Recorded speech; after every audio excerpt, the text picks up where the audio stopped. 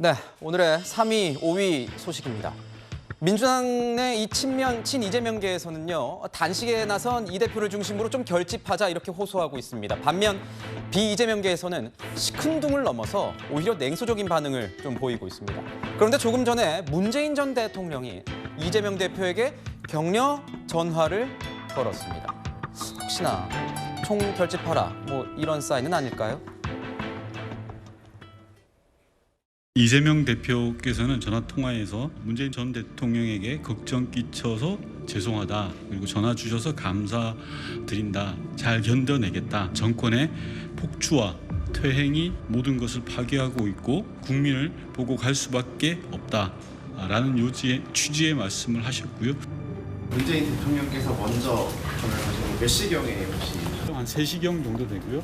문재인 전 대통령께서 전화를 주신 거예요. 사전에 이재명 대표님에게 알려드렸고요. 전화 연결이 3시경에 된 겁니다.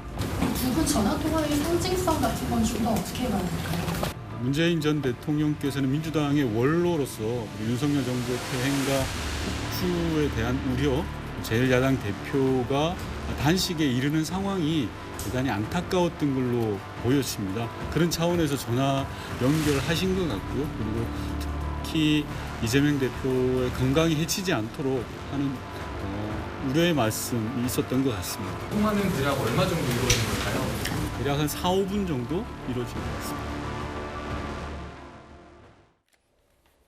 이것도 뜻밖입니다. 문 전 대통령이 격려 전화를 했습니다. 그 배경이 굉장히 궁금한데 정혁진 변호사님이 보시기엔 어떻습니까? 민주당 원로 차원에서의 어떤 전화라고 봐야 될지 아니면 뭔가 정치적인 의도가 있다고 봐야 될지 어떻게 보십니까? 제가 봤을 땐 그냥 원로로서 전직 대통령으로서 어쨌든 같은 당 지금은 이제 문재인 대통령이 당적을 떠나셨겠지만 그러니까 그냥 뭐 고생한다. 그다음에 이제 몸 조심해라. 이런 의미로 간단하게 전화를 한 것이 아닌가. 만약에 그 이상의 어떤 그 내용을 담고 의도를 가지고 문 전 대통령이 이재명 대표에게 전화를 했다라고 하면 그것은 제가 봤을 때 굉장히 부적절하다는 생각이 드는 것이 첫 번째 본인 스스로가 이제 나는 앞으로 이제 낙향해 가지고 조용히 살겠다고 그러지 않았습니까? 그러니까 그 말을 이재명 대표처럼 또 시건했다는 이야기가 되는 것이고 두 번째로 이재명 대표의 단식에 어떠한 명분이 있습니까? 제가 봤을 때 명분을 찾기가 힘들거든요. 그런데 마치 거기에 명분이 있는 것처럼 숟가락을 얹는 그런 모습을 보여주시는 것이 본인한테도 그렇게 좋은 모습은 아닐 것이다. 그런 생각이 들어서 결국은 그냥 원로로서 이제 후배 정치인이 당대표가 뭐 이렇게 저렇게 어찌됐든지 간에 지금 몸고생하는 거니까 거기에 대한 격려 전화를 한 것이다. 저는 그 정도로 생각이 됩니다. 부위원장님, 지금 보면은 문 전 대통령 같은 경우에도 과거에 이 세월호 특별법 제정을 요구하면서 한 10일 정도 단식한 경험이 있잖아요. 그렇죠. 그렇기 때문에 아무래도 이제 당의 어떻게 보면 최고 정치 원로로서 이제 야당 대표에 대해서 또 격려 전화 차원에서 일단 원론적인 그런 이야기를 한 것이 아닌가라고 생각이 듭니다. 그러면서 또 추가로 봐야 될 건 대통령이 이런 얘기를 했다는 거죠. 문재인 전 대통령이 윤석열 정부 퇴행과 폭주에 대한 우려 그리고 제1야당 대표가 단식에 이르는 상황이 안타까웠다. 이제 이런 취지로 말씀을 하셨다는 건데 사실 저는 이 부분에 방점이 있다고 생각이 듭니다.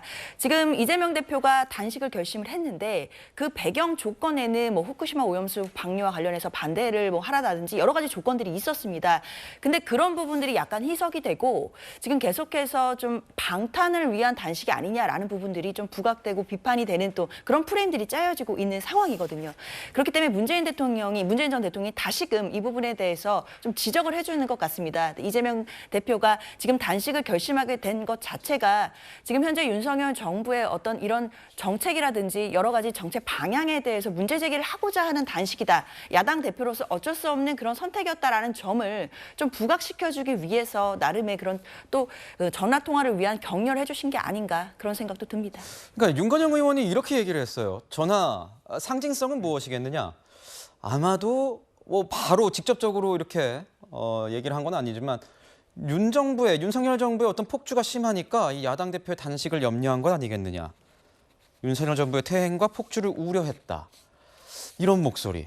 그렇다면 이현정 위원님, 이건 총선 전에 문 전 대통령이 어떤 형실 정치에 개입하겠다. 이런 의지를 드러낸 어떤 측면이라고 볼 수도 있는 거 아닙니까? 글쎄 뭐 그런 직접적인 것보다는 아까 제가 말씀드렸듯이 바로 이재명 대표가 단식을 하면서 기대했던 효과, 그거 중에 하나라고 저는 봅니다. 왜냐하면 그 아까 세 가지 이제 기대 중에서 네. 일단 당내 비판 세력이 이 자체가 이제 비판을 못하게 하는 것 부분들. 왜냐하면 지난 이제 워크숍을 계기로 해서 당내 비판 세력들이 보면 뭐 이재명 대표에 대해서 인당수에 빠져라 뭐 등등 해서 뭐 여러 가지 하여튼 정말 이제 이 비판 고조가 높아졌잖아요. 근데 문재인 전 대통령이 이제 전화를 해서 뭐 격려하고 뜻에 동참한다 뭐 이런 게 밝히면 비명계나 친문계가 과연 비난할 수 있을까요? 없거든요. 그러니까 사실상 이게 어떤 당에 이 고조되고 있던 이재명 대표의 책임론을 상당히 어떤 불을 끄는 그런 효과가 있는 것이고 그런 효과에서는 중심적으로 이제 문재인 전 대통령의 통화 이거 자체가 저는 아주 상당히 기여를 할 것이다. 왜냐하면 최근에 이제 이낙연 전 대표도 지금 지방 강의를 하고 있지 않습니까? 그러니까 당내 도덕성이나 이런 문제를 많이 지적하고 있잖아요. 최근에 김남국 의원 문제라든지 뭐 등등 돈봉투 뭐 여러 가지 있는데 당분간은 제가 볼 때는 아마 친문이나 이 저 비윤의 비명계에서 이재명 대표에 대한 비난을 못할 겁니다. 왜냐 탄식하고 있는 분한테 지금 저렇게 격려는 못할 망정 저렇게 비난할 수 있느냐. 이제 그런 것들을 사실상 이제 이재명 대표도 노리고 있는 거 아닌가 저는 그렇게 봅니다. 정치권 안팎에선 특히 뭐 여당 비명계를 중심으로 이재명 대표의 단식 명분과 실익이 좀 부족하다는 회의론이 제기된 것도 사실입니다. 이 대표는요 단식을 선택한 이유를 이렇게 설명한 바 있습니다. 저의 단식 때문에 어제 많은 분들이 이곳을 찾아주셨는데 꼭 이렇게 해야 되느냐 이런 말씀들이 많았습니다. 저의 대답은 그렇습니다. 이거 외에는 할 수 있는 게 없다. 조금이라도 퇴행이 좀 완화되고 정상적인 국정으로 돌아갈 수 있다면 할 수 있는 무슨 일이든지 다 하겠다는 말씀을 다시 한번 드립니다.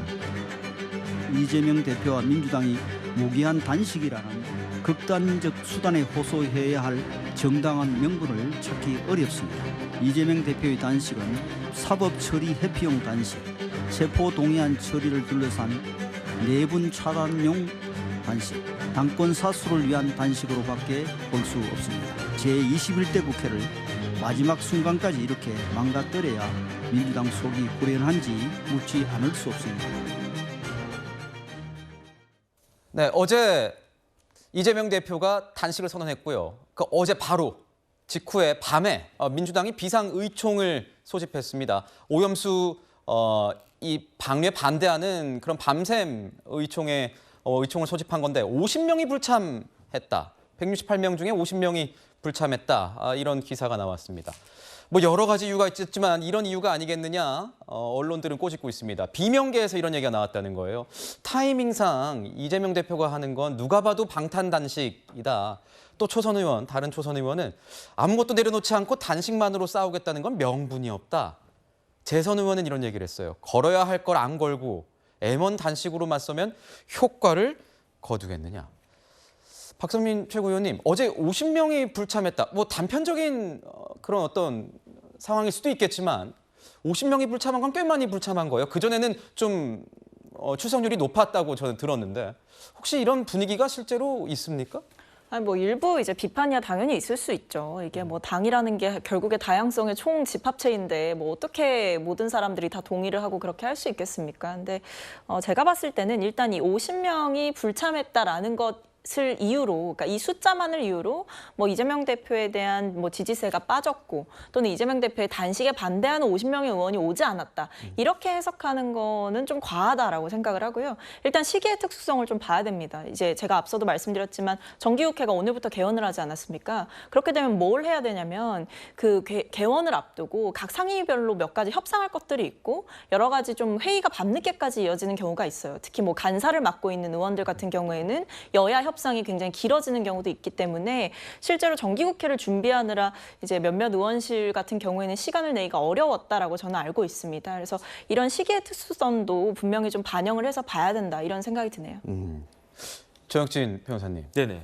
그런데 마침 공개적으로 이렇게 좀 비판적인 입장을 취한 의원이 있잖아요. 윤영찬 의원 같은 경우에는 친문 의원으로 이렇게 알려진 의원인데 어떻습니까? 오늘 문재인 전 대통령이 격려 전화를 했기 때문에 이런 공개적인 어떤 비판의 목소리, 단식에 대한 비판의 목소리 이런 거는 좀 수그러들까요? 저는 그렇게 보이지가 않고요. 일단은 의총이지 않습니까? 의원총회인데 그냥 의원총회가 아니에요. 비상의원총회예요. 그것도 그냥 비상의원총회가 아닌 게 왜 비상의원총회가 소집이 됐습니까? 당대표가 곡기를 끊고 그야말로 비장하게 사직생의 그러한 심정으로 단식을 하겠다라고 하는데 50명이 안 나왔어요. 그럼 여기에 무슨 비상성이 드러나겠습니까? 여기에 어떤 비장한 그런 느낌이 있겠습니까? 더군다나 오늘 단식 시작한 날이 실질적으로 시작한 날이 어떤 날이냐면 조금 전에 앵커도 말씀하셨지만 국감이 시작되는 날이에요. 국감은 국회에 있어서 가장 중요한 날 아니겠습니까? 야당이 여당에게 대해서 뭔가 포화를 쏠 수 있는 그런데 오히려 그런 것들이 다 묻히고 아무것도 못하는 그런 것이 됐는데 어떻게 여기에 대해서 명분을 찾을 수 있겠는가? 거기에다가 이재명 대표의 그 단식과 관련해서 진정성까지도 의심받는 것이 아닌가? 일단 그런 것들이 종합적으로 돼서 제가 봤을 때 혁신위처럼 결국 그냥 용두사미가 되지 않을까 그런 생각이 듭니다. 아하, 그렇군요. 이런 조심스러운 예측도 주셨습니다.